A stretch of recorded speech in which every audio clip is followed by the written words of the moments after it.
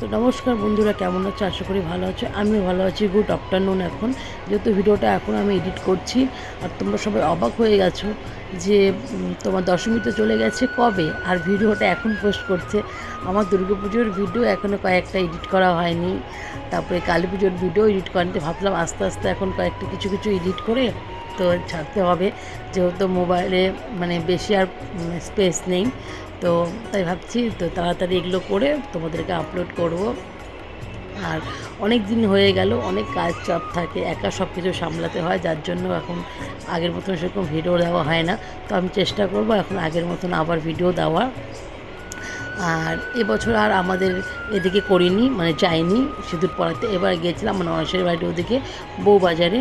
তো আগে আমি যেতাম এখানে, তো 2 বছর থেকে যাওয়া হয় না, তো ভাবলাম এবছর যাই।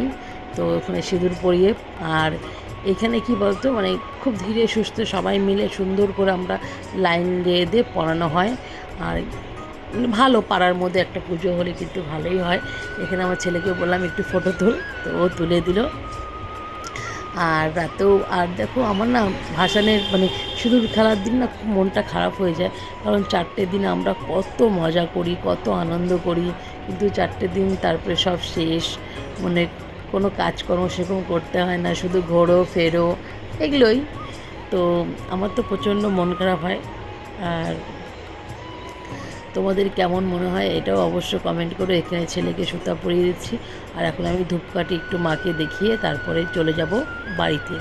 তো মায়ের ওখানে সেদিন আমাদের খাওয়া দাওয়া নিমন্ত্রণ ছিল, তো ওখানে প্রত্যেকবারই হয় খাওয়া দাওয়ার নিমন্ত্রণ।